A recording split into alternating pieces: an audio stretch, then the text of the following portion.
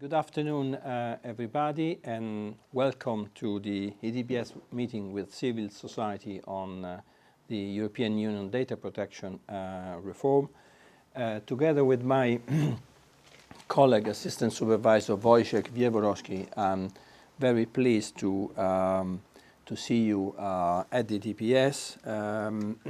And the reason for this meeting is that, as you know, we are approaching the last mile in the European Union reform, and we have we have read with great interest your letter to the European Commission in April, the general message of which echoes what the EDPS has been saying on this subject, and therefore it's an honor for us to give you an additional chance to elaborate on your concerns. The EDPS is not only competent for supervision on European Union institutions, bodies, offices and agencies, but also exercise an advisory role, not only for the Commission but also for the legislators, a role which has been recognized by the Court of Justice in an important order issued, released in 2005. And we are contributing together with other colleagues in the Article 29 Working Party to the adoption of an additional statement from the European from the Article 29 Working Party. But in addition to that, this institution would like to release sort of an update to our 2012 opinion, very well known to all of you and posted on our website. 3 years after, it's time to evaluate the state of play and be ready to assist the co-legislators within the trilogue. So with full respect of the political will of the two co-legislators, we would like to collect additional concerns and information, and we would like also to implement the EDPS 5 years strategy, which was released on the 2nd of March this year. Our vision is quite clear in the document. We would like to, 20 years after the adoption of the Mother Directive, we would like to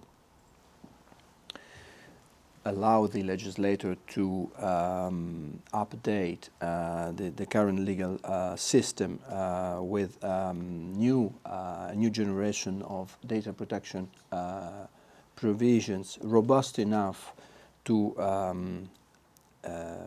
last for at least 2 decades. We are trying to approach this issue with an innovative thinking by preserving our values. We have to consider that 20 years after the adoption of the directive, the current fragmented legal framework is not anymore sustainable. There is a need to consider new technologies of the past and being also future-oriented.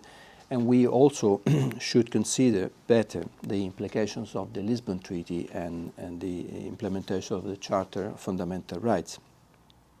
So by taking on board all these drivers, we would like also to see to which extent the current principles elaborated by the Commission more than 3 years ago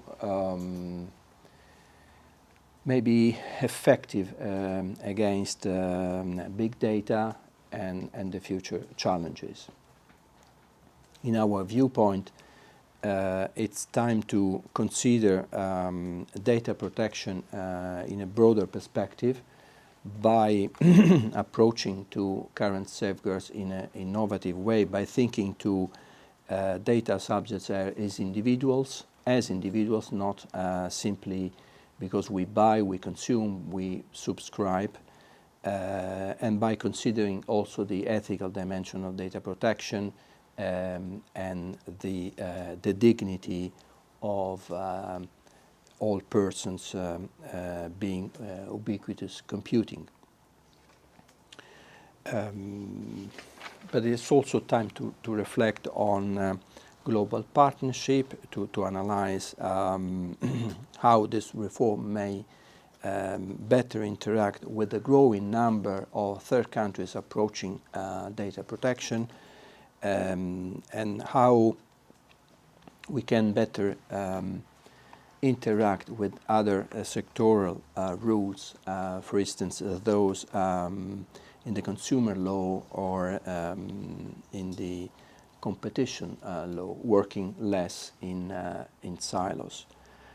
On top of that, as you highlighted in your letter to the Commission in April, there is, as usual, a risk with any co-decision process that certain provisions may be weakened and because of a compromise. In our viewpoint, values, safeguards, cannot be negotiated as such. We have to reflect on what is effective, how we may be successful in reinforcing data subjects' rights, the accountability of controllers, the duties of data protection authorities in a modern way, by reflecting against new challenges what may work in practice. As a consequence, we will actively continue to contribute to the adoption of the 29 Working Party document, which is likely to be adopted in mid-June. And as said, around the presentation of our annual report early July,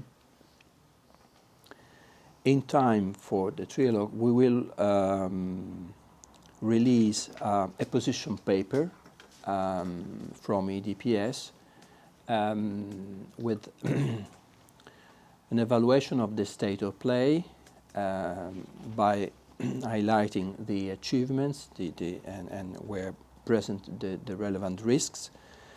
But then we would like to also be pragmatic and with full respect of the political will of the main institutions, we would like to focus on what, on the basis of the experience and our effective experience, even on supervision, we would like to focus on what is best to be achieved. And therefore, we will propose specific solutions by focusing on the full text. Of course, we will consider the reform as a package, but in terms of timing, we will land first with comments, specific recommendations concerning the draft regulation. So before going live with this exercise, we think that being today in detail in listening mode and discuss with you what is key in the discussion would be extremely relevant.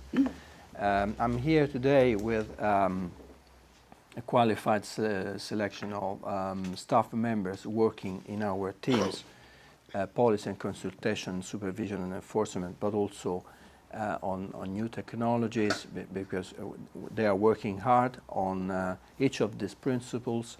They are very well connected with the rest of the EU bubble. But today we would like to hear from you your voice, your concerns. It will be a technical discussion, and for the sake of transparency, but also to give visibility to this event. I think it's the first time that the new EDPS team meets the civil society, I really hope that this will only be the first round, although we only focus on the reform. I'm confident we will have additional chances to do another exercise on other relevant dossiers. May I suggest we now have a very quick tour of the table to simply introduce all of you, and then we can give you the floor on substance. I'm Simon Davies. I've been working in the field of privacy for almost 30 years now, founder of Privacy International, the Big Brother Awards, and currently with a new initiative called Code Red, working with the whistleblowers.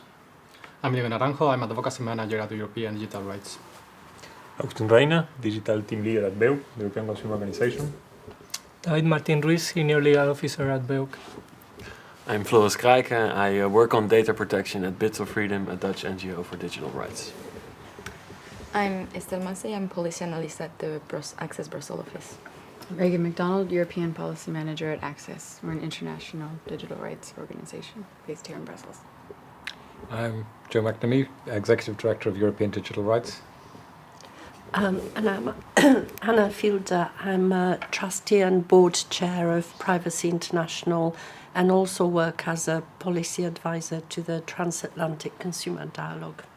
Wojciech Wiewiórowski, European Data Protection Assistant Supervisor. May I also ask our qualified staff to introduce themselves, please? I'm Christian de Kune. I'm Policy Assistant in EDPS.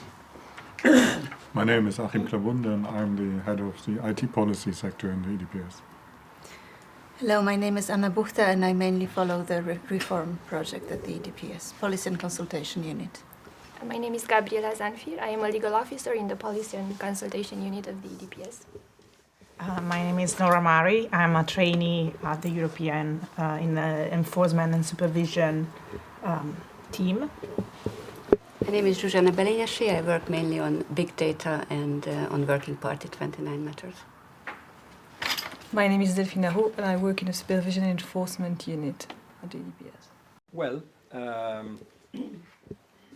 I think it's time to give you the floor and suggest once again that we not only deal with consumer users' rights, but we approach on a global scale the reform by also considering various implications for other public interests, freedoms, even outside the consumer area, and of course the so-called red lines, Rubicon lines, meaning the risk to lower existing safeguards is one of your concerns. But I would also encourage that we also analyze how we can make existing principles more effective in practice. My viewpoint, and this is why we are adopting a position paper, is that 20 years after the very well-known Mother Directive, there is no room for mistake. We should only improve building on such a long-term experience. The reform will last for at least 2 decades if we consider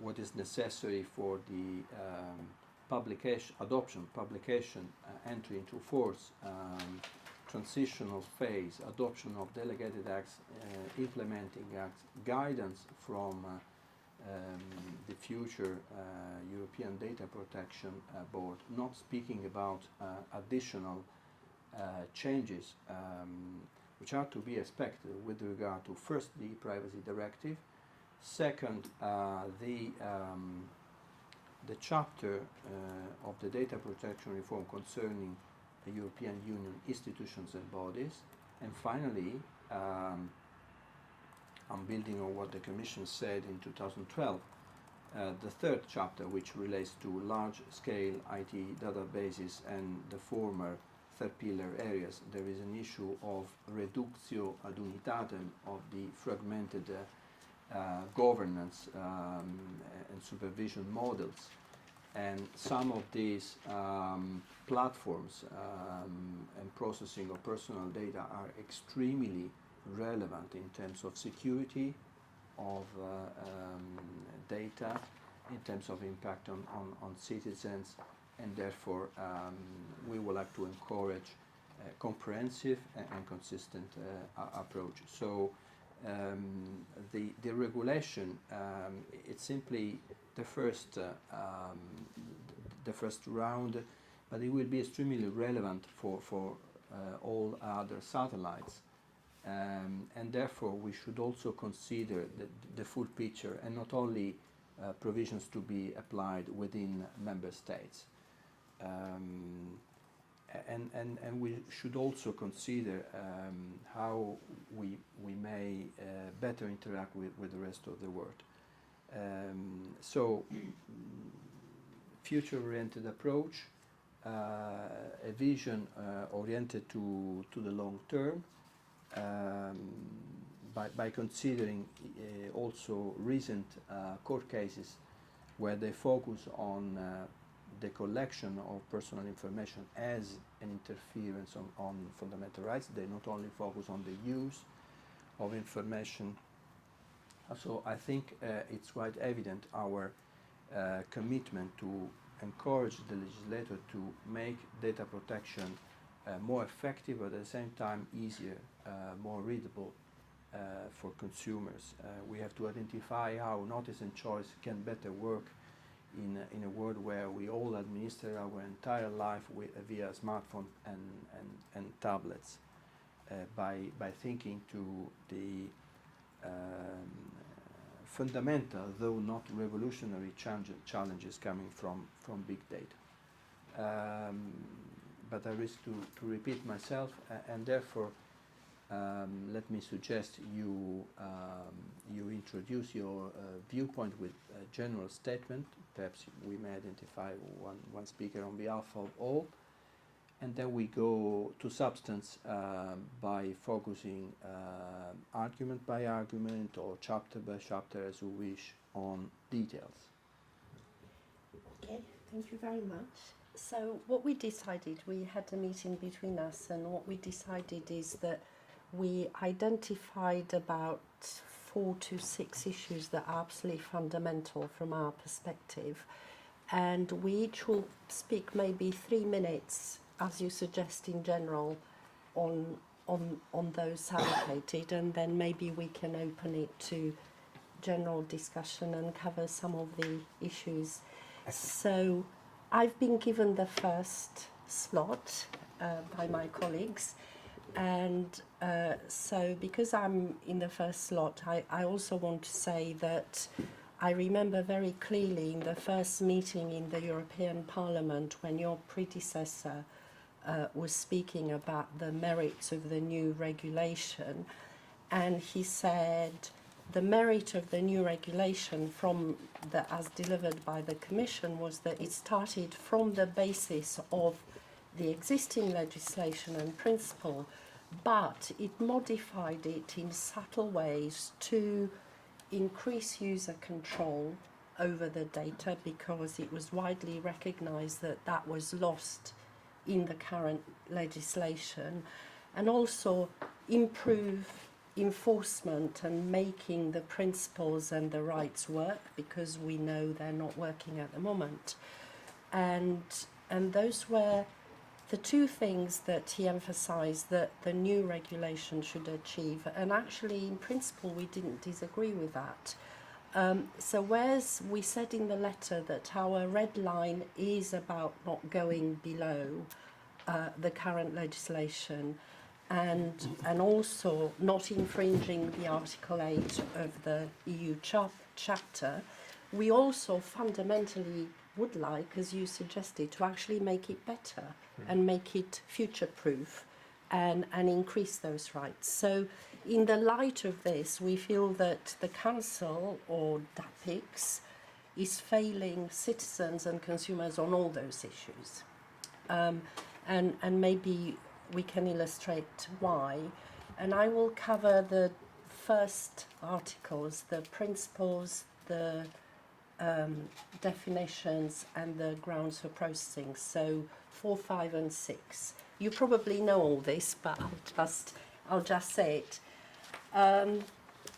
So you'll have to look at 4, 5, and 6 in combination, because what's happened, the Council has made some very subtle and simple changes here and there in the definitions, in the principles, and in the grounds for processing. So basically, they've removed explicit from consent. They've attacked the fundamental purpose limitation principle. They've made the data minimization a bit more vague. They've introduced third parties, both in the legitimate interest clause and particularly in the further processing for incompatible purpose, 6.4, as you know. And what you have basically emasculated the fundamentals of data protection, so you might as well not have it. So what I'm trying to say, that if you look at those articles in a combination, we have a situation that goes not only below what we have now, but it actually erases all the reasons to have an effective data protection legislation. So I think, we would really welcome your help in sorting out those basic definitions and the principles and the legitimate. Now, by talking to your colleagues during the lunch, I'm not going to go into the actual wording of the articles, because you know exactly what I'm saying, and all the colleagues sitting here have read them.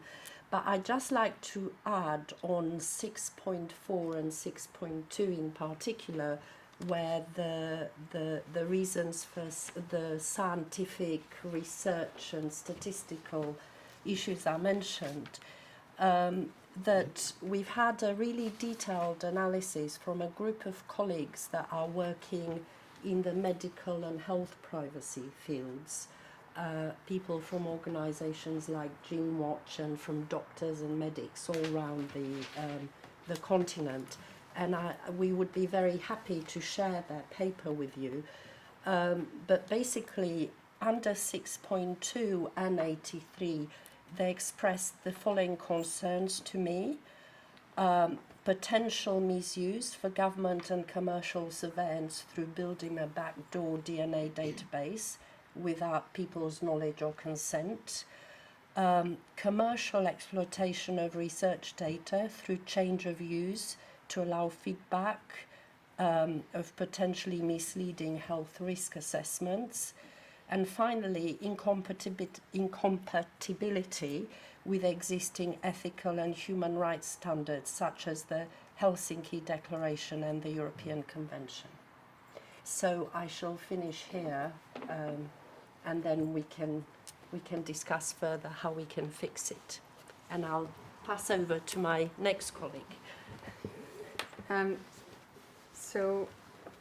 you very much. Just a question over. So we may have some questions. Yes. Would you prefer we do it in another stage or session by session?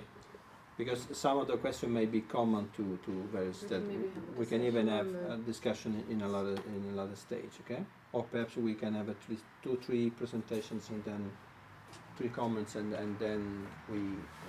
You decide. Yeah. Boss. Do you have any comments? Let's have 1 or 2 more. General statement, and we may organize the delivery. Okay. So I wanted to address one of our other red line concerns, and that's data subject rights. So and as a general comment, completely agree with what you said about us needing to be a little more ambitious, that it is frankly a shame that at this point we are talking about red lines and trying to hold the reform to a point of the 95 directive from 20 years ago. And so it's really useful to go back to the day that it was tabled and think about the 4 reasons for this reform, which is to put data subjects in control of their information, to have harmonization, enforcement, and to actually update these rules. Because we know when this directive was passed in 1995, only 1% of EU citizens had access to the internet. So we're looking at a completely different landscape. And we also want to look ahead. So this regulation has to be substantive, and it has to be enforceable, and it has to last more than 1 or 2 years. So our second line, along with the principles, is the exercise of data subject rights. So we do we appreciate that in the council version right now, pseudonymous data is defined as personal data. In the age of big data, this is incredibly important because we know that it's not just personal data that can lead to the identification of a data subject, that it only takes the combining of 1 or 2 data subjects that may or may not be public information to actually identify an individual. So we recognize this. However, we are concerned with Article 10 in the council draft, which is processing not requiring identification. And I as well won't go into the worded details, but essentially what it's saying is that to identify a data subject, that further processing would not be allowed. And in the cases that a controller cannot identify a data subject, in the case that they have, for instance, pseudonymized data, then that data subject will not have the ability to exercise their rights, including Article 15, 16, 17, through to 18. And for us, this is a very big problem because, quite frankly, individuals need to have the rights and they need to be able to exercise those rights. And so we want to go back to a situation where pseudonymous data is treated as personal data, but that it is also protected, and there wouldn't be any ways for data controllers to opt out of the obligations to data subjects. So that's essentially that point on the data subject rights. And then I can pass it to Joe to discuss the third point, unless there are questions on me and Anna's points. Okay. Why not having a last round of comments and then we go to a little bit of debate? Huh? Okay. My task is to look at Article 20 in particular, because Article 20 is really at the core of the whole concept of big data, and because it deals with the issue of profiling. Profiling raises 2 distinct questions. First of all, profiling involves the generation of new personal data, the assumptions that can be made on the basis of data that's currently available. There were recent studies by the universities of Cambridge and Stanford that showed that this data can be extremely intrusive and very unpredictable. I personally was surprised at some of the assumptions that they were able to make correctly on the basis of fairly small amounts of data. And then, in addition to the generation of the new data, which is often pseudonymous, the decisions that are made on the basis of this new data. And our view at the beginning of this whole process was that the Commission's initial draft was probably one of the weakest and least ambitious parts of a broadly strong and ambitious proposal. But this has been weakened significantly by the Parliament and basically rendered quasi-useless by the Council.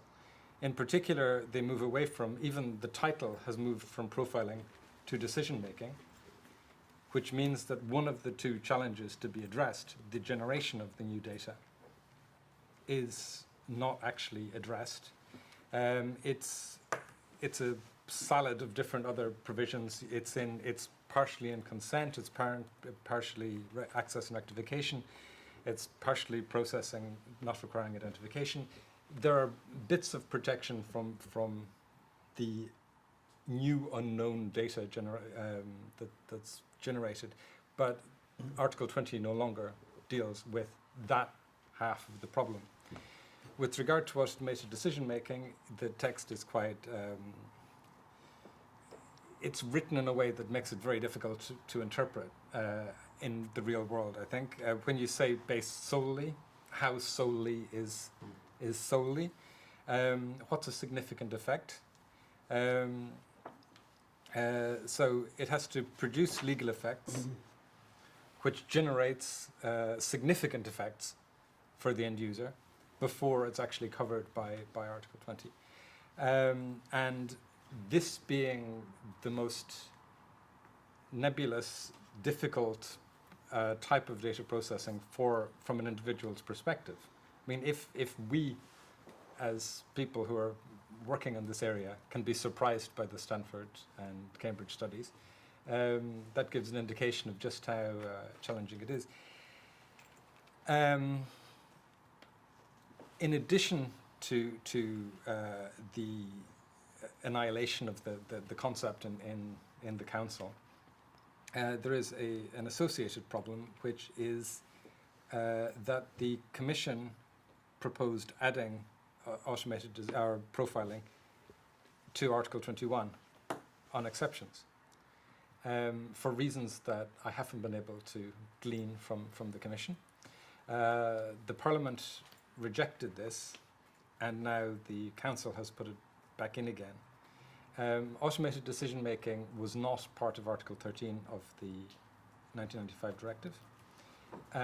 Therefore, adding it as an exception in the regulation seems to be an open and shut case of protections being reduced.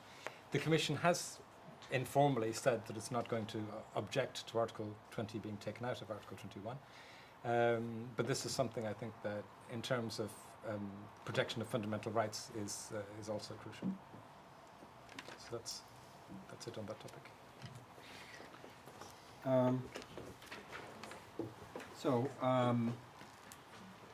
That's a learning exercise, and therefore I would encourage we interact a little bit on these 3 points, and perhaps as from the fourth one, it would be better to do it one by one. We are making a reflection. This is not a conspiracy meeting against someone. You commented some versions against others. This is simply, an opportunity to collect views on an important decision and to be more accountable in exercising our advisory role. We are committed to speak more with the rest of the world, and therefore we consider this meeting particularly important. But we are transparent, and therefore I think this is useful for all. May I go back to the initial debate, because we too are reflecting on what is best, and submit some provocative questions. Yes. And playing a little bit the role of avocat du diable. Please do, yeah. yes, please do. We love that. So one of our concerns is the right balance in between legal certainty in the form, in writing, and trust on little bit of flexibility and guidance from regulators where this is justified. When proposing a reform with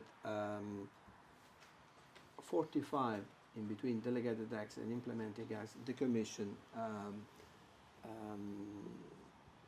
clearly said we're not ready to to solve all the relevant problems. And then we entered into a discussion of what is essential to be included in the regulation.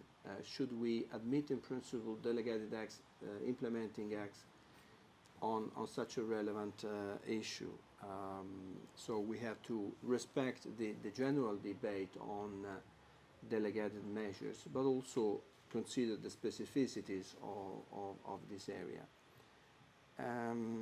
Then what I noted is a selective approach in reducing from both co-legislator or one of them the area, the number of delegated and implementing acts.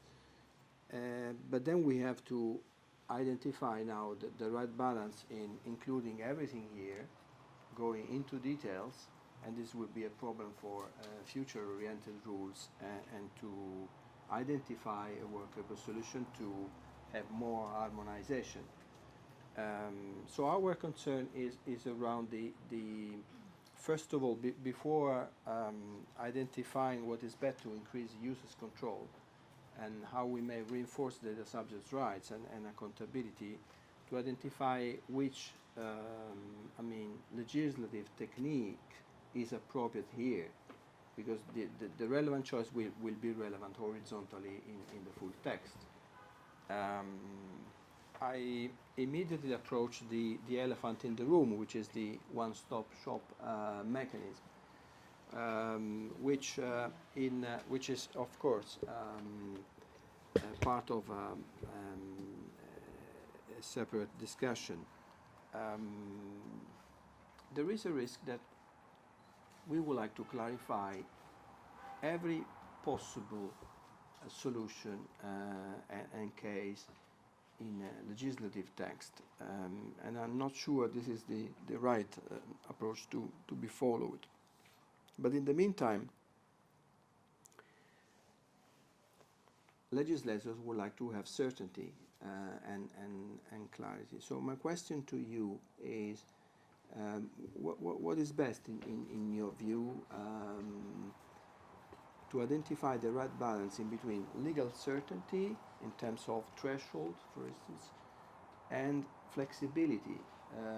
Flexibility is a word which has been used to say we need to lower existing safeguards, while it can be used also to say no, include what is essential to have robust safeguards, but trust more on more independent and more effective data protection authorities. So question to you, should we trust more on DPAs? Are you oriented as civil society to have more in the legal text, even within delegated acts and implementing acts, and less on guidance? Or should we, insist for clarifying everything which is essential? What is essential on data protection today? Today that we are approaching the reform, because this would be relevant for all combat. My sense is that this is the mother of all discussions. So if I can start, and then maybe my colleagues can add. From what I understand, your question is how much clarity, detail should be in the text. What's the right balance? Well, I would say that on the issues that I talked about, principles, definitions, and grounds for processing, those are the absolute fundamentals that have to be clear in the legislation, because if you don't have those clear, nothing else is clear. They really define the rest of the regulation. And I think the point we were making is that they have been altered to actually undermine the rest of the regulation and rights in a very serious way. And I would say that on the point of balance, get those right, and then also my personal preference would be to eliminate legitimate interest altogether, because that's a very vague part of the legislation. And actually, if you look at we were talking about third countries and innovation. We in Privacy International analysed and commented on the Brazil draft legislation, which is one of the big economies that is introducing data protection, and they don't have legitimate interest in that. It doesn't exist. They have a new set of principles. I mean, I'm not saying it's a superb piece of drafting, but it's got some really interesting, innovative elements in there that could be followed by us in the old world. In a nutshell, there is no one size for all, meaning that you may have a higher level of details concerning fundamental pillars in the reform, such as definitions and requirements. Because they are principles, they're not the nitty-gritty. They are the sort of chapeau rule that rule the rest of the regulation. Meaning that you will not criticize as such an approach where on other provisions we may be flexible. So, for instance, how would you react in front of recommendations focusing on for instance, information to be provided to the data subjects, or the kind of documentation to be retained by controllers, and the list of items to be assessed for a privacy impact assessment. No? So if we think that the reform will be applied, will last for 15 years, no? Are we running the risk that these provisions will be soon obsolete? How would you react to a simplification of the text on this area? So this is my personal opinion, because I haven't consulted colleagues. So I'm talking personally here, just to be clear, but then I'll let other colleagues speak. My personal opinion is that if you have the fundamental rights, you can judge all the other sections against the fundamentals, and you can say, well, does this kind of information meet that principle? And it either does or, I mean, there are different ways of cooking a turkey, you know, but it's still a turkey. So I would say personally, go make absolutely sure the fundamentals are right and clear, like the principles, like the profiling, and maybe the details in the back of the regulation can be more general, providing they fit the principles. That's my opinion. I think we'll yes, definitely... everyone is encouraged to jump in, including staff members from my office. Yes, please. Thank you. I fully agree with Anna, and we don't have to forget that here we're talking about a regulation. It's not directly, so it's a closed box. Whatever we put in it, it will be the same all over Europe. What is the room for maneuver, for example, for the EDPS? It will be defined in the regulation. Then you raise a question about the delegated and implemented act. I will not have to forget that we have two different scenarios with the new comitology comparing to the previous system, in which today the Commission has much more powers when it comes to defining delegated and implemented acts than in the past comitology. And that implies basically that whatever we decide, be nitty-gritty or specific details, to put it as implemented in the frame of comitology, we know that it's for the European Commission to decide how it will be done. So we don't have to keep that out of context. In relation to the role, of course, of the EDPS is fundamental. You need to have clear right principles, definitions, in the hard law, which is the place to do it. But then you have to also work on enforcement. And the question is, where you're going to regulate the enforcement powers? And we go back again to the cycle, to the box. And it's in the regulation. And that's the big difference in relation to the old system. Quite clear. And again, concerning the first box, so increasing users' control, make data protection safeguards are working better and future-proof. Question is on the formalistic approach, the well-known basic approach on data protection and the idea to make these principles more dynamic, to reinforce users control and consider the new world we are living in. How would you react to an exercise decreasing the emphasis on formal requirements and focusing more on more proactive approach from controllers? So the notion of accountability has been identified in different ways as an alternative to a regulatory approach or as a complementary tool to force controllers to not only comply but to allocate responsibilities, to have an internal policy, to be able to demonstrate that they comply, to translate into practice what is in the theory, with, in exchange, a sort of a marginal maneuver for the controller. These two elements, formalities, formal approach versus a dynamic one, and accountability, have an impact on requirements, because you said we would like to have here on requirements more clarity.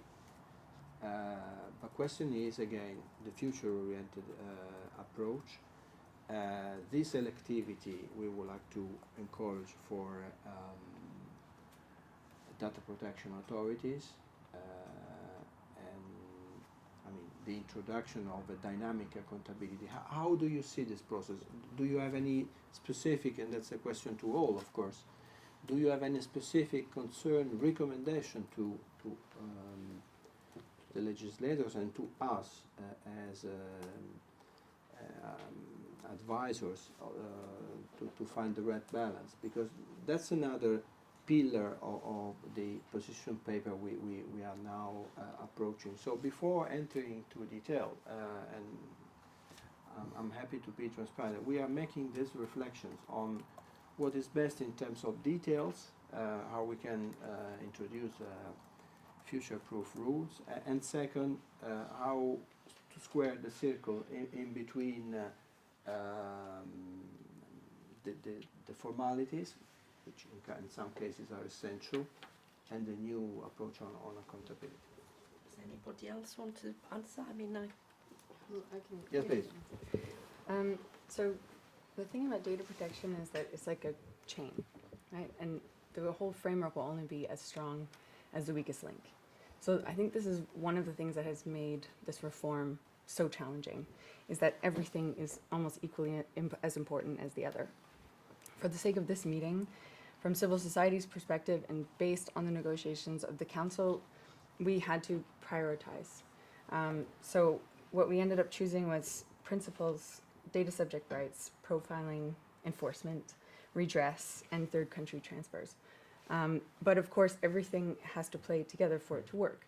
So the first thing, in our opinion, is really the principles have to be clear and binding and substantive. I think the number one problem for us is that Article 6 right now completely obliterates any control for the data subject over their personal data, which in a lot of ways really undermines the whole reform effort. Because if you can give your data to someone for processing, and that person can give it to anyone else to process however they like, that is not data protection. So that's why this is our number one priority. To your point on the proactive approach, the Commission's proposal and the Parliament's version also had a lot of really good elements in that to encourage data controllers to take a proactive approach. This is why data protection by design and by default are so important, and privacy impact assessments, because it reduces the burden on data protection authorities to have to enforce or punish afterwards.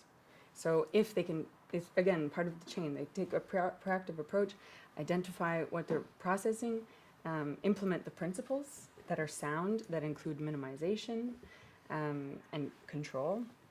And then this also reduces down the line the burden on the data control or on the data protection authority in terms of data breaches. And in the case that there are data breaches, that's why we have enforcement, and that's why the enforcement has to have teeth. which is another element that we wanted to have included as well, which is at least 5% of the overall turnover for infringers. So in addition to, I mean, I totally agree with Regan, but on your specific question on this balance between the emphasis on accountability and more flexibility to achieve that accountability, it would only work if the enforcement and the watchdog functions are really strong. Just to give you, we were discussing that previously, and just to give you an example from my previous work, a data controller will always do a judgment and a balance between how much it costs me to comply and how much it costs me not to comply, a pair fine. And if the latter is cheaper than the former, they'll do the latter. And there's plenty of examples on this, not just in data protection, but in other legislation like consumer protection law and so on. So I think if you want that kind of flexibility, fine, but you need to have the enforcement element so strong that the accountability element will go towards compliance. Unless there are other questions, my last one on the first block relates to the level of harmonization.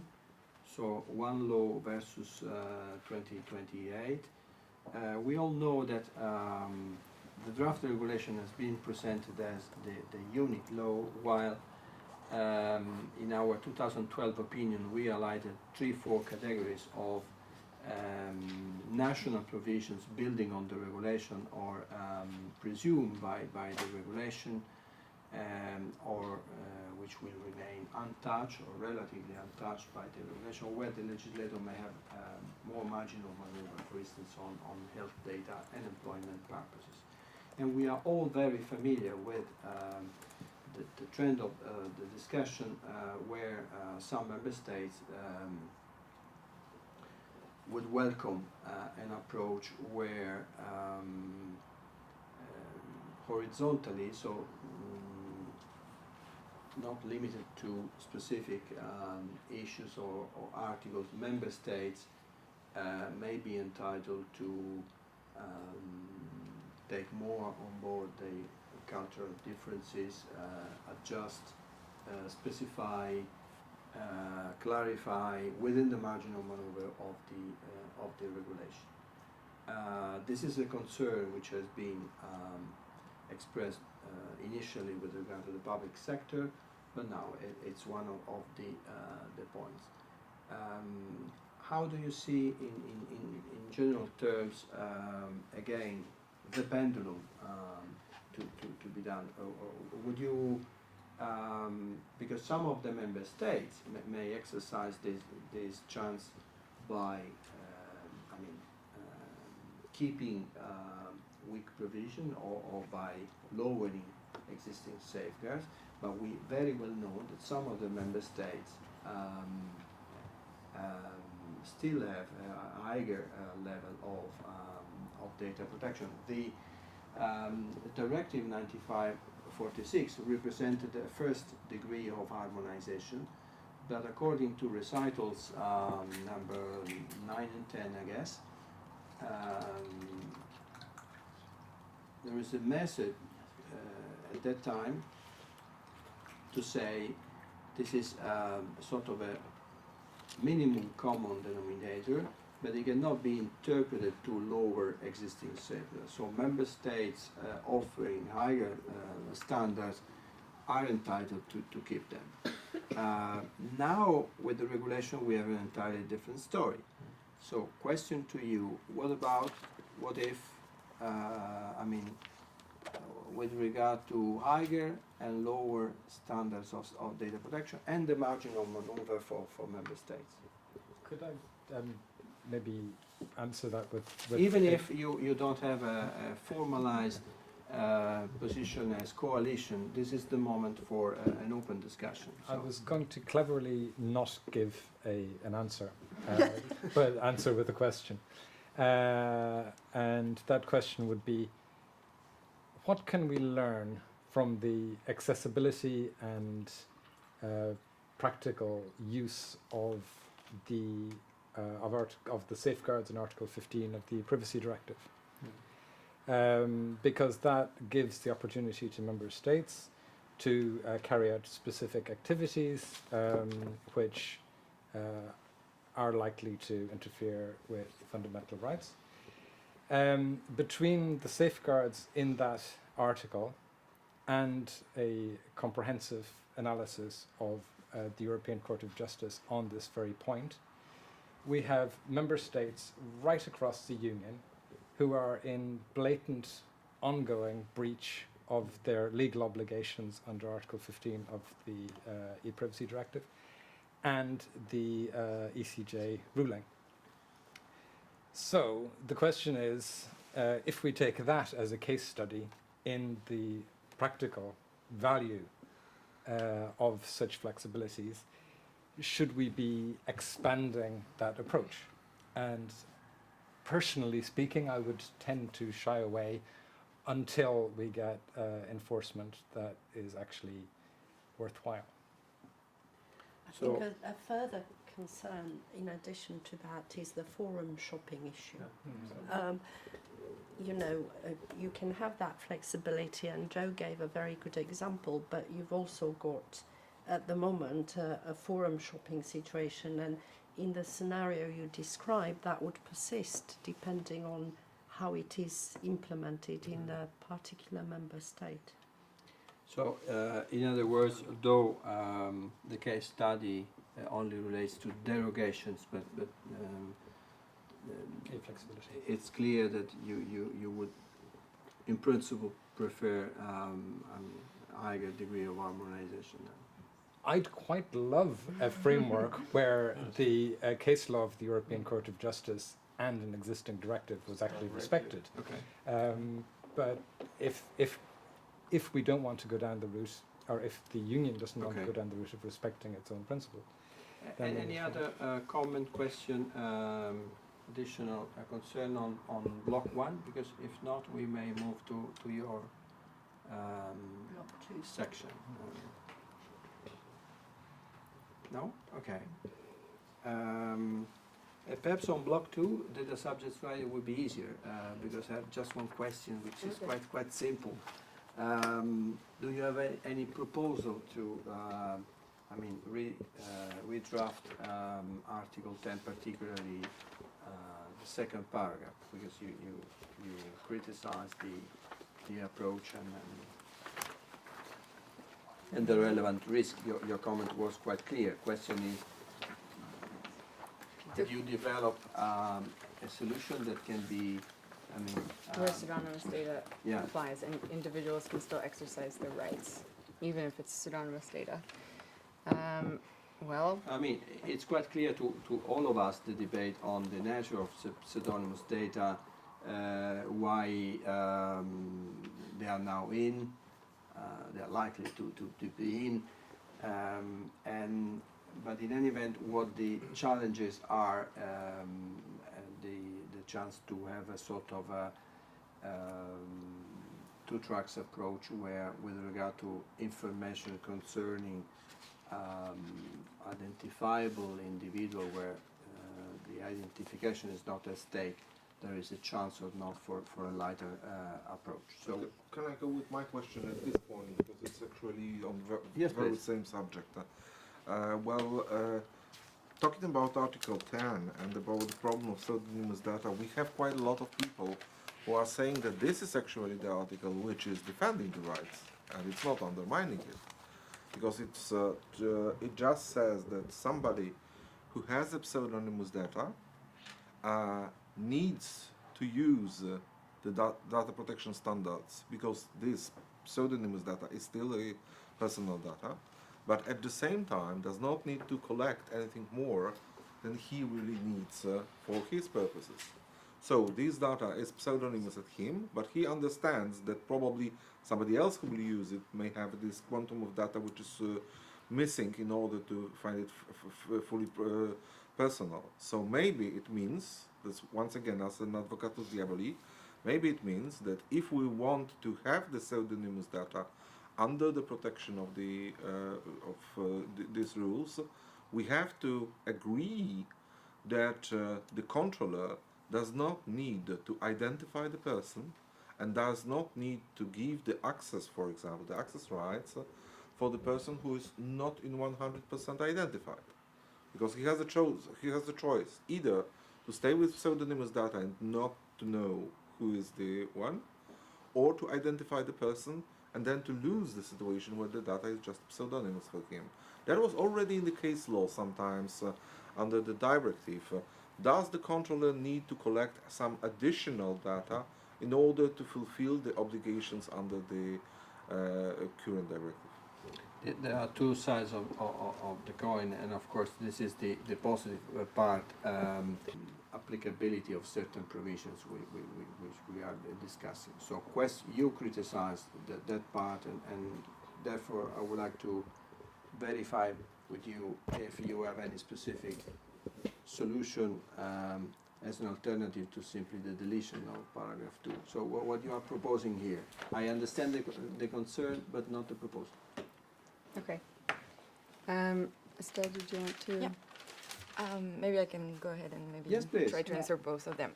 Free debate.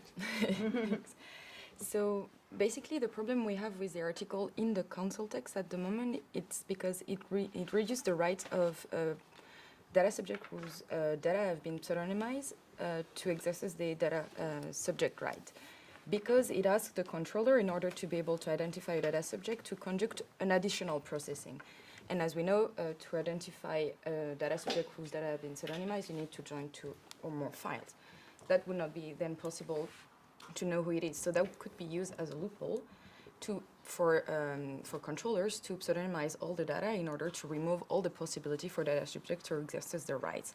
No, there is a way to allow data subject whose data have been pseudonymized to still exercise their right, which is to say that you cannot process or acquire additional information to identify the person, which means that in order to exercise their right and identify the person, you can use the data you already have in the 2 files, but you're not processing new information or collecting new information. You're using the information that you already have on the data subject, which is actually the thing you can find right now in the Parliament version. It's just the council is bending on the word additional, but removing the fact that it's additional information and using the additional processing, which change completely the meaning of this article. Okay. But aren't you afraid that in order to identify the person who is asking for her or his rights, I will have to make the processing of the data which not only belongs to him or her, but also the other persons which are in the same database, and then I will re-identify the number of persons which are inside, and I did not collect any other data. I'm just using the data I have. I'm just combining them. I'm just data mining into the resources which I have. And of course, I'm finally finding the person who was asking about her or his subject rights. But I also identified 10,000 more ones using the same processing. Once again, so the advocatus diaboli. So the word additional, in your viewpoint, plays a key role. And processing. There was a problem of acquiring new data or using the new processing. So we're actually looking at it like on the other perspective, that we see this article as a perverse incentive to incentivize controllers, that all they have to do is pseudonymize data, and they no longer have to give access rights to the data subject. They no longer have to comply to data portability. They do not have to comply with the right to erasure or any of these rights for the individual. Most companies now, especially the large multinationals, already do pseudonymize most of their data sets because this is standard practice.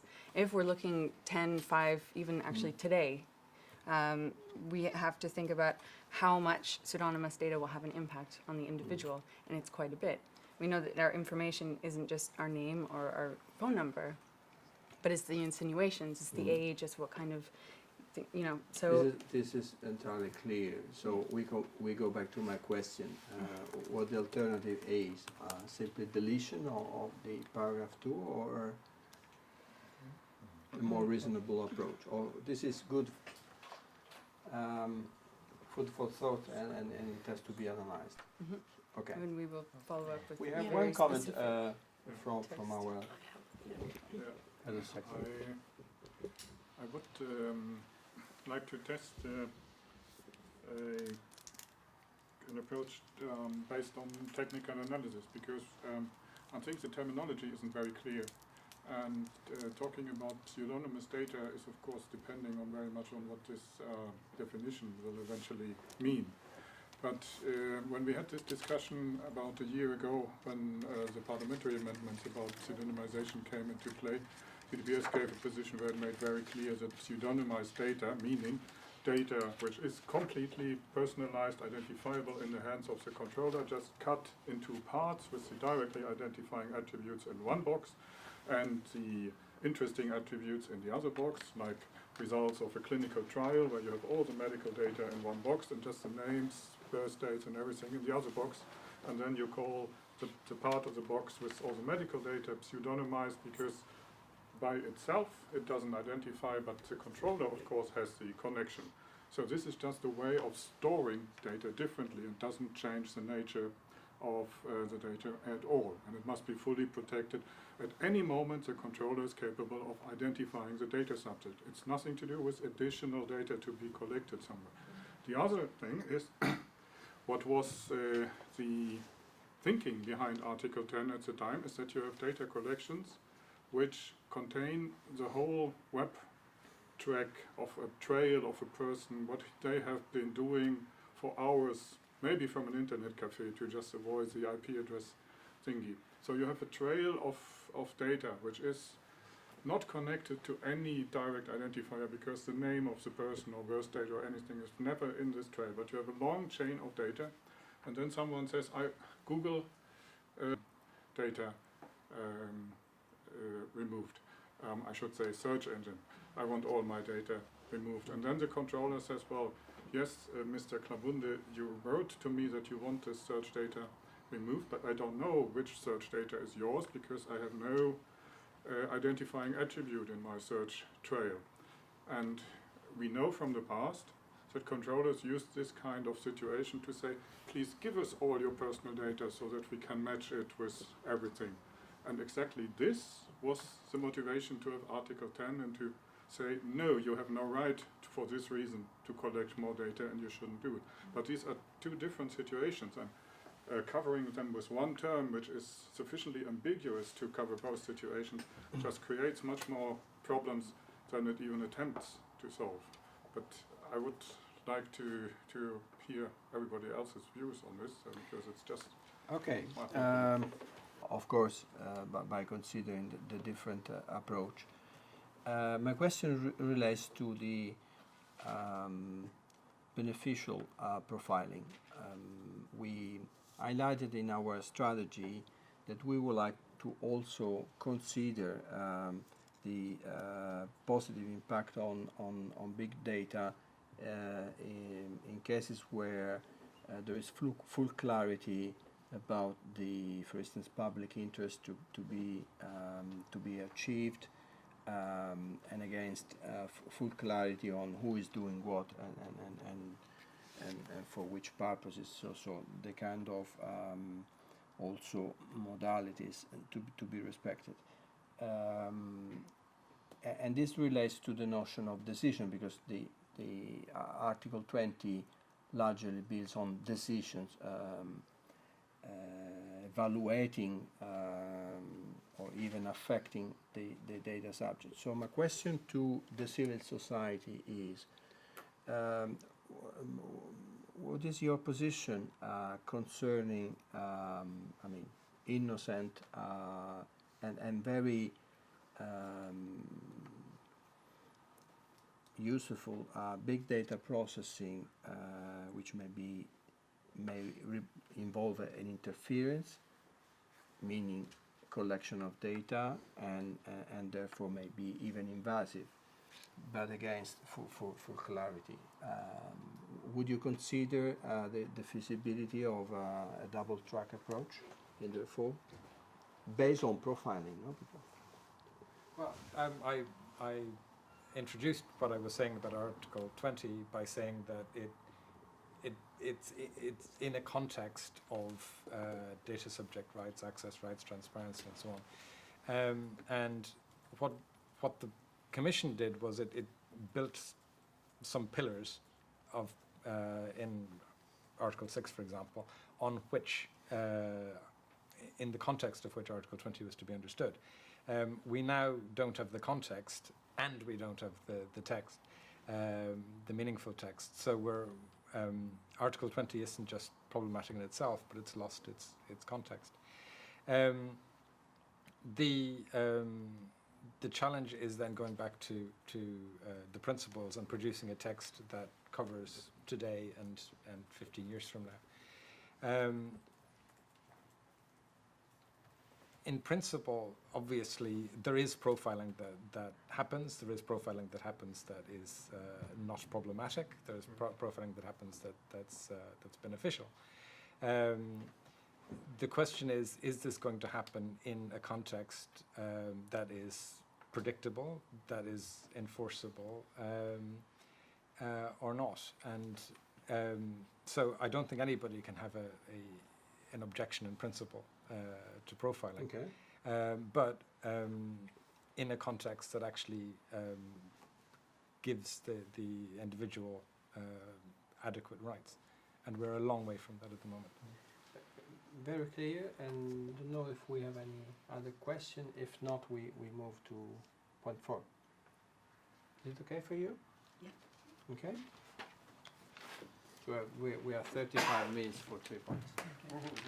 The next point we wanted to raise is enforcement, which I guess we all agree that it's a fundamental pillar of the regulation, because you need to get the rights right. They need to be meaningful, but you need to have the way of actually enforcing those rights. Otherwise, they mean nothing at the end of the day. And in particular, on this point, there's Article 76 that we wanted to raise. Sorry, which article? Article 76, which relates to the right of NGOs or associations to bring forward complaints and judicial action on behalf of data subjects. We think that it's fundamental that NGOs and associations are entitled to bring class actions, and not only talking about complaints or judicial actions, but also to seek damages and seek redress. And also we think that it's very important that these associations can, in their own right, bring forward actions whenever they believe that the legislation has been breached. And this is something that is already happening in member states. And this is something which we believe harmonization is needed, because otherwise you could find yourself in a situation where somebody from, let's say, Spain won't have the same rights as somebody in France. So it cannot be left solely to the discretion of member states, in our opinion. It needs to be clearly stated in the law that this right exists. I think that's, in terms of that article, that's the main point. And there's also other issues on sanctions that we wanted to raise. Yeah. In connection to the previous, and I think it was already stated by Reagan and by Anna, to have meaningful enforcement is also means that you have to have meaningful sanctions, and we're dealing with very, very wealthy companies that extend beyond the national boundaries, and in order to actively dissuade them from infringing on important data protection principles would mean that you would also need sanctions that are more than just an input cost for those companies, as I mentioned already, which would mean that they would have to be at least 5% of the global turnover.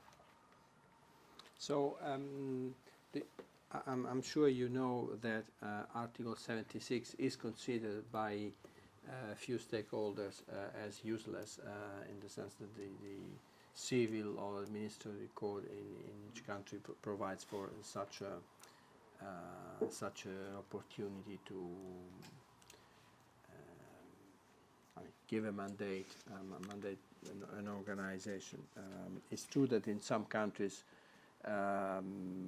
this opportunity is in the system, while it's a problem for others. You may have a limitation by focusing only on NGOs having a specific role in the area on a basis of its statute.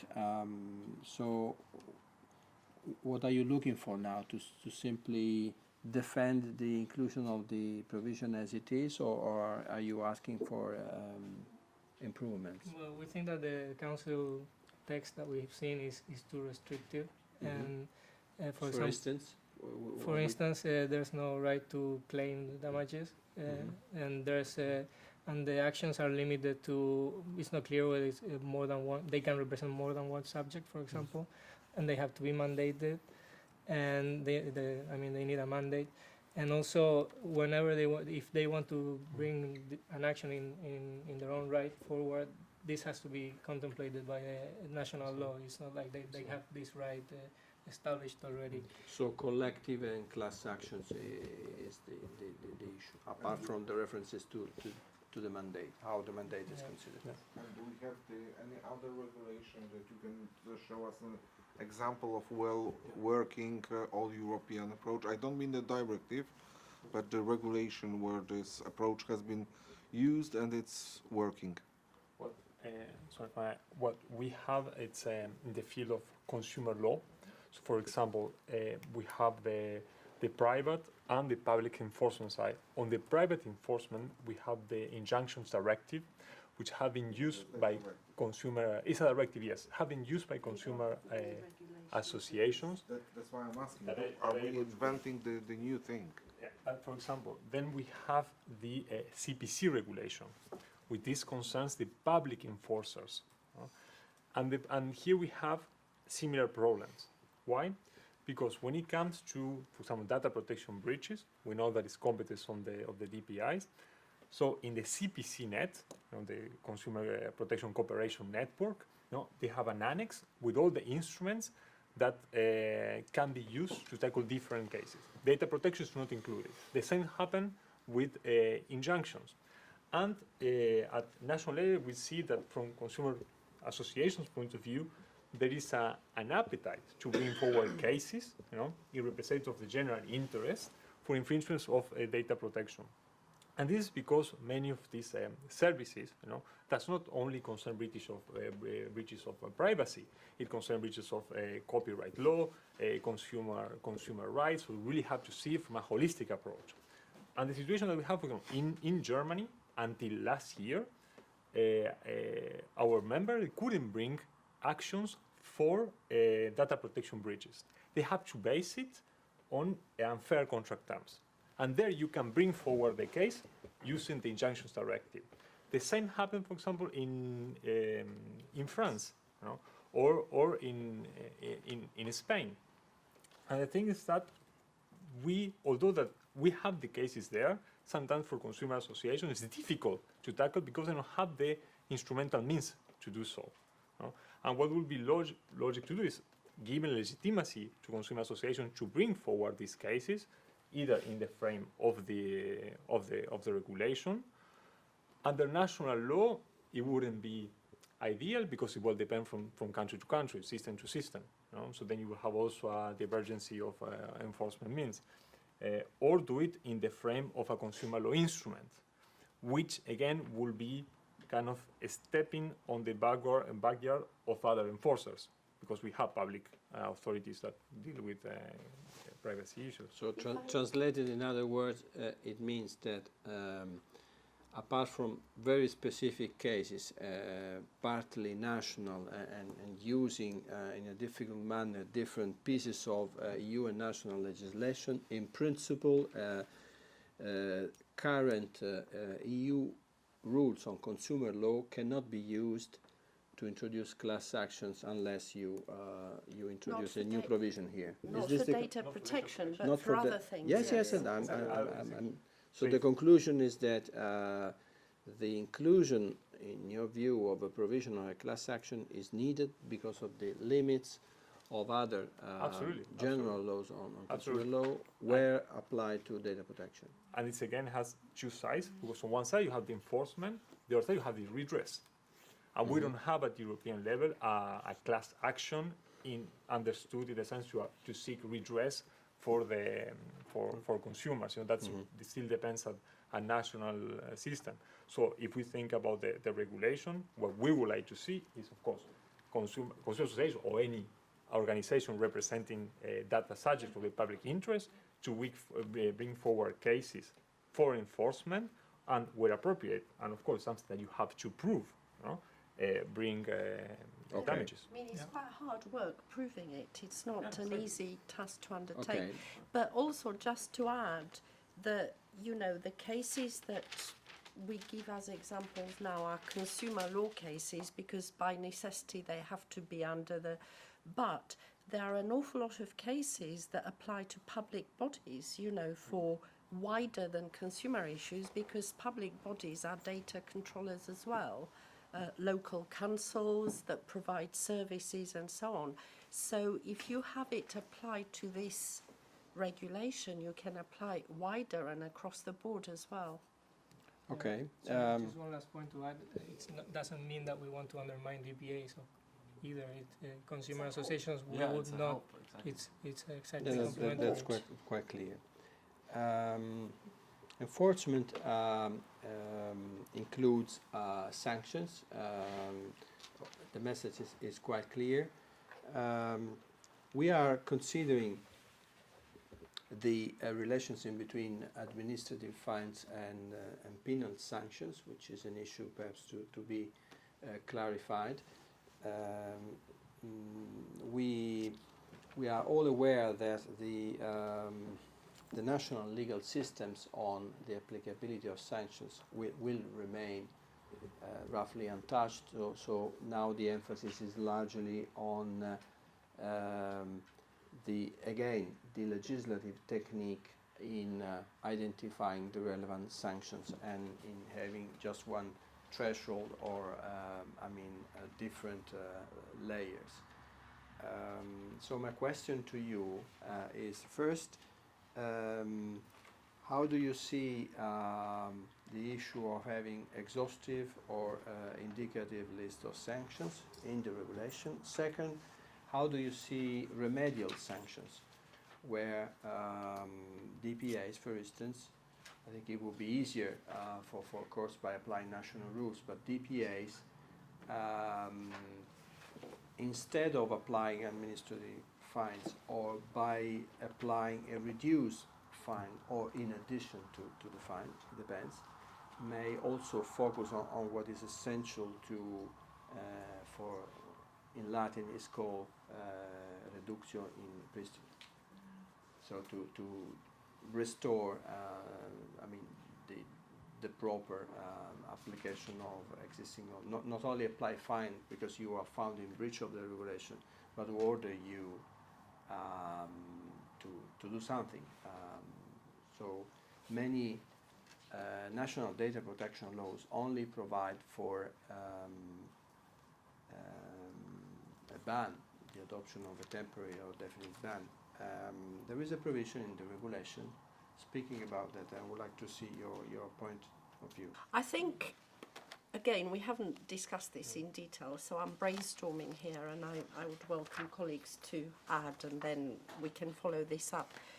I think if you have, I can see the advantages of having the original way of exactly prescribing what fines for what situation, because again of the forum shopping situation.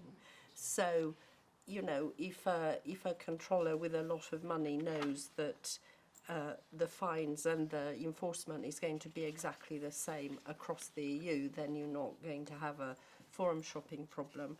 On the other hand, I can see the frustration of DPAs having to conform exactly to a very rigid list of fines, and also their problem in saying, well, what if a very delicate situation occurs that actually you can't mention everything?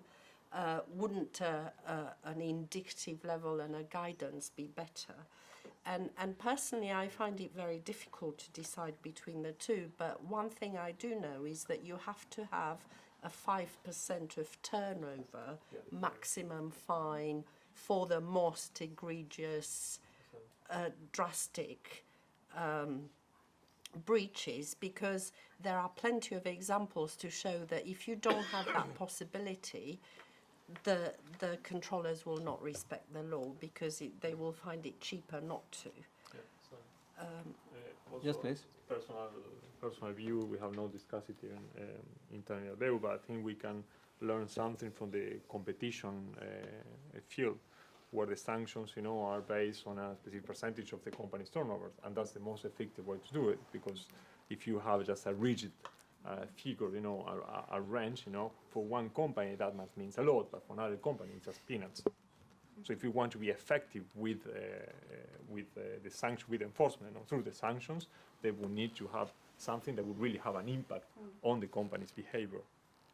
So maybe a solution whereby you have in the legislation sort of the percentage and the indicative examples, and then you delegate to the new board, what's it called, the European Data Protection Board, to actually discuss and issue guidelines as situations occur.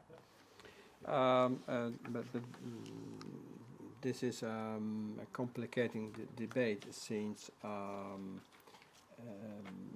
here everything is to be in the administrative law of each country, and DPAs have in principle a limited role to play. My question was largely related to the interaction in between 53D,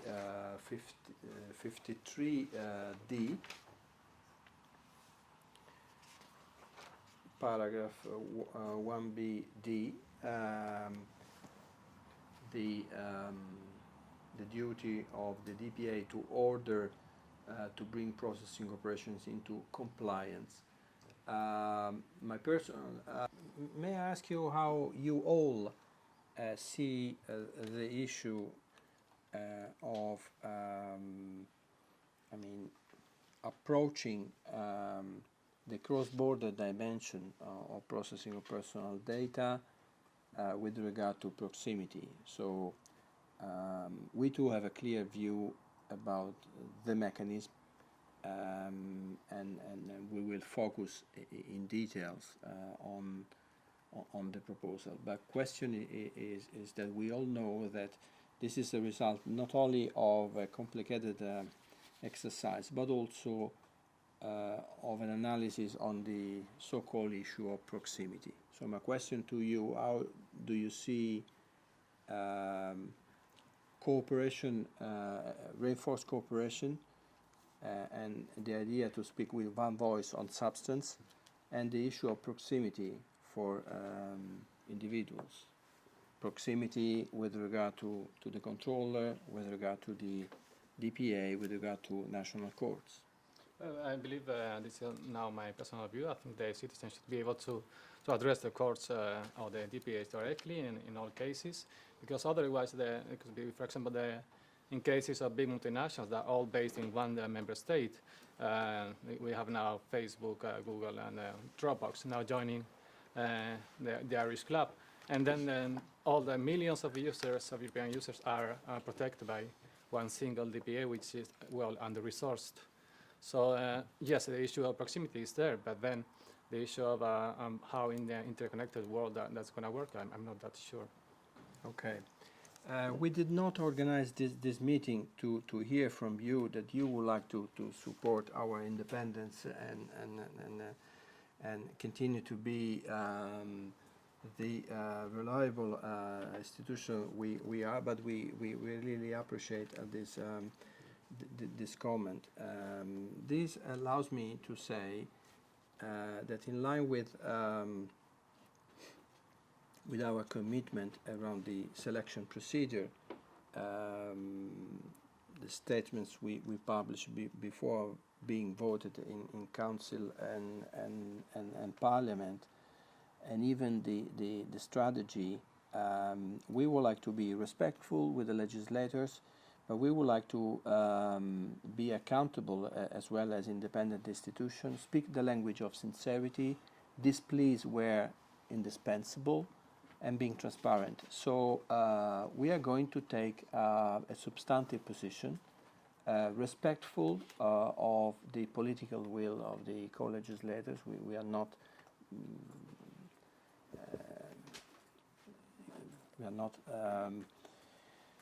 acting in a confrontational manner. We are not replacing the legislator. We are aware about our limited role. We are one of the smallest EU institutions.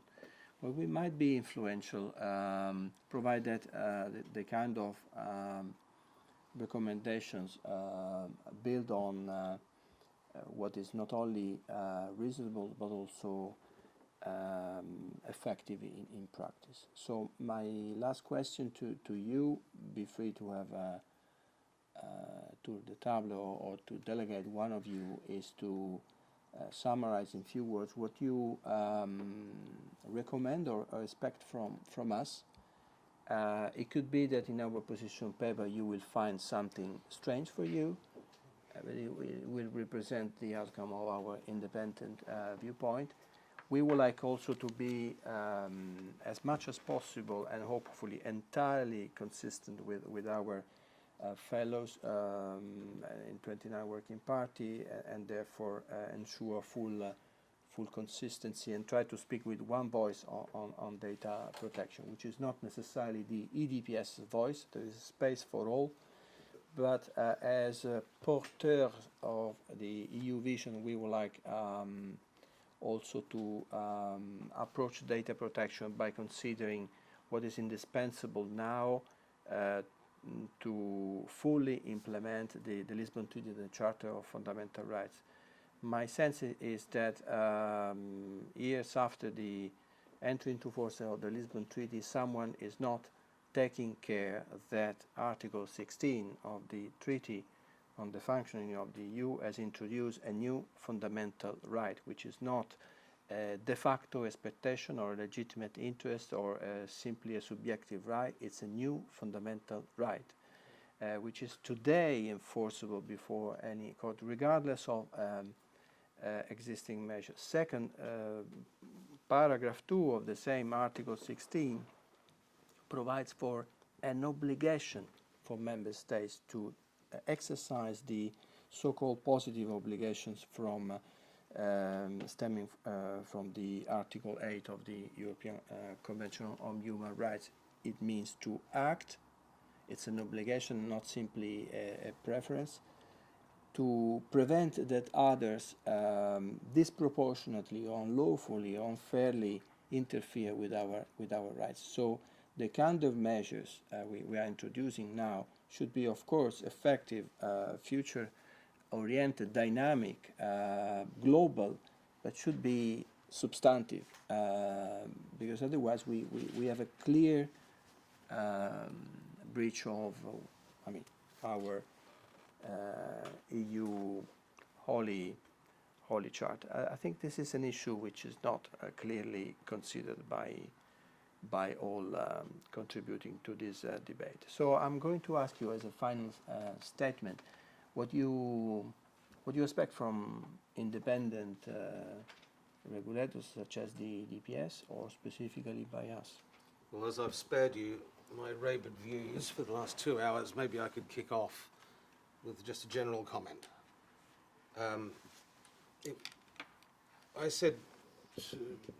Mentioned to the joint parliamentary meeting at the EP a couple of years ago that I felt that there was a failure to inspire and a failure to engage the public in this entire process.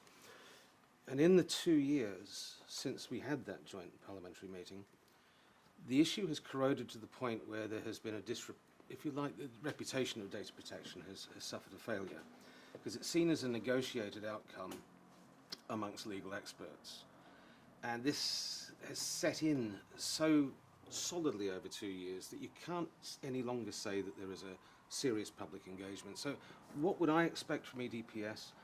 Apart from the substantive issues that have been, and many others that have been discussed today, I'd like to see a greater level of inspiration And we're talking here communications, thought leadership, future gazing, I don't care. But nobody's taking that public leadership. No one's taking that inspirational position that's crucial at this stage, just pre-negotiation. I'd love to see you become that inspiration. And I know this sounds perhaps not the place for you, but somebody's got to do it. I'm not seeing it amongst the Parliament. I'm certainly not seeing it within the Commission, for obvious reasons. But is it possible for you to step up to the plate and take that leadership role, which perhaps means being very controversial, using language that's a lot more colourful than is expected from a regulator? But I'm not seeing, I don't know if anybody else is seeing this inspiration come from any source in the data protection field, and I'm not getting it. But that would be my rather off-the-wall expectation of EDPS. So can I continue? Yes, please. I think in your charter there is a small bit that says you are allowed to be political. Sort of continuing from Yes, please. from what Simon is saying. So being more political in that sense, but just to be practical as well.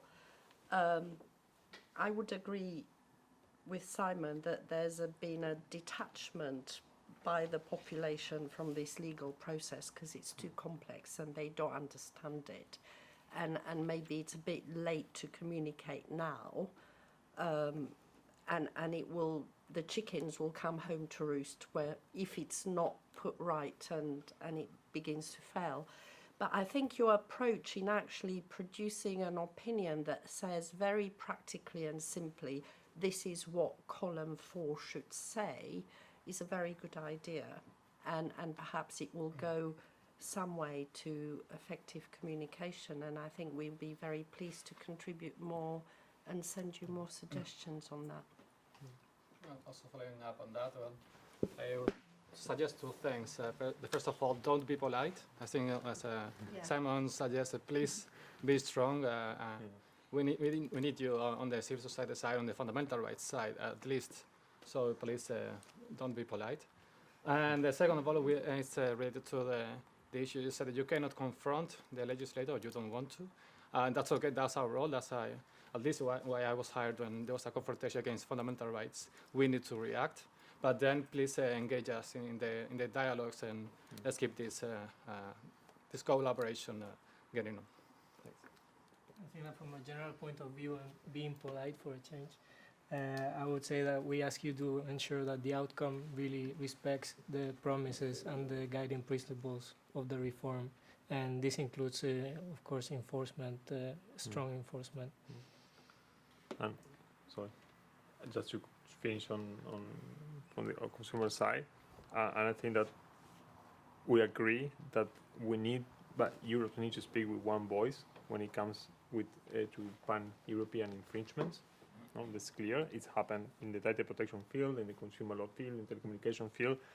We need a European solution for European problems, And what I think that from the EU point of view will ask you is that don't forget the private enforcement dimension, because there are a lot of associations at national levels and even individuals that are willing, to bring cases, but they are currently ignored, and they're ignored by the regulators, and they're ignored in the legislation, and I think that we have to look forward more for a kind of enforcement structured dialogue with the civil society and with those that could have the legitimacy to bring these cases and support you as a public enforcer with applicability and enforcement of the rules.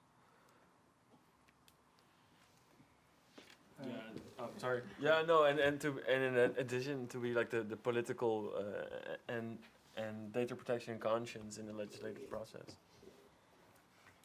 I was going to say something broadly similar. I saw a quotation somewhere that said constitutions are what states write when they're sober to protect them when they're drunk. Yeah.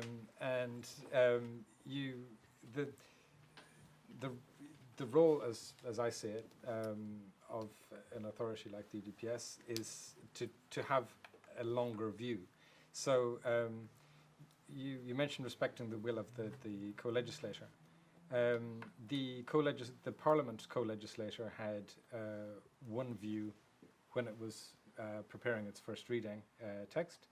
It had quite a significantly different view when it was preparing its communication on the same subject.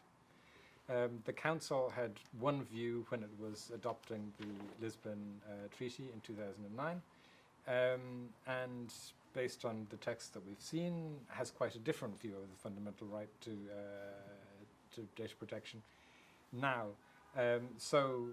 We can, contradicting my long-term approach to these things, one can be polite, but when fundamental principles are at stake, the drunk institutions need to be put in a cab and sent home. So I think we need to be firm. So I would add, you can choose whether or not if you want to be polite. We will leave that to you. But actually what I wrote down is on this booklet, which is leading by example. And EDPS, even though it might be a small institution, it is an incredibly well-respected institution. And one thing that we've learned through the entire battle of 3 years of this regulation is that there is a crisis of trust in citizens and in institutions. And there is also a big lack of political leadership. One, in part due because this, frankly, data protection law is very complex. But another elephant in the room is the adversaries that we've been faced constantly in this entire battle to get any meaning out of this reform. The influence from the companies and other governments has really led us down a place where sometimes we feel like it's just civil society and we have no one to turn to.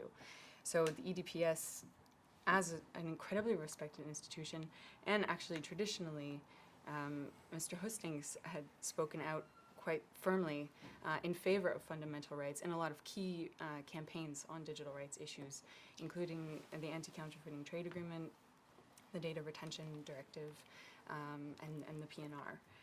And so we would hope that you would go for that, and not to be shy about being political, and we would support you completely in that effort. Last but not least. Maybe just briefly to continue on what happened here today, I would say we hope from the EDPS to be challenging and to be vocal in order to offer the EU citizen all the reform they need to get their fundamental right to be upheld, and first one being the conclusion of the GDPR. Okay. So I'm not making conclusions. We have been largely in listening mode. We took this opportunity to ask for some questions.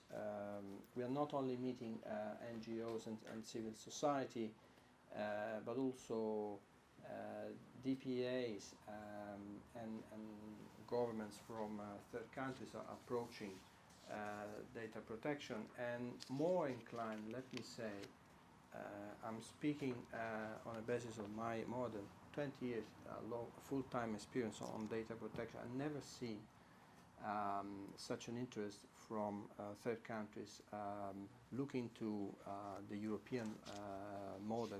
You all remember the discussions in the past or regulatory versus self-regulatory approaches. And therefore, I appreciate you recognize our advisory role, and even though we are pushing for speaking with one voice, we would like to make more visible our viewpoint on this.